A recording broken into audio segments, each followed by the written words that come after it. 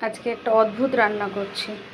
সকালে যে ডালের বড়া করেছিলাম তো সেটা একটু বেঁচে গেছিলো, ওর জন্য ওটা এই ডিমের মতো ভেজে নিচ্ছি। নিয়ে এটাকে পিস পিস করে নেব। নিয়ে আর এখানে একটু আলু, অনেক বেশি করে মোটা মোটা করে পেঁয়াজ আর টমেটো কেটে রেখেছি, এর মধ্যে লঙ্কা আছে। এটা দিয়ে একটা ঘিজিমিজি তরকারি করব।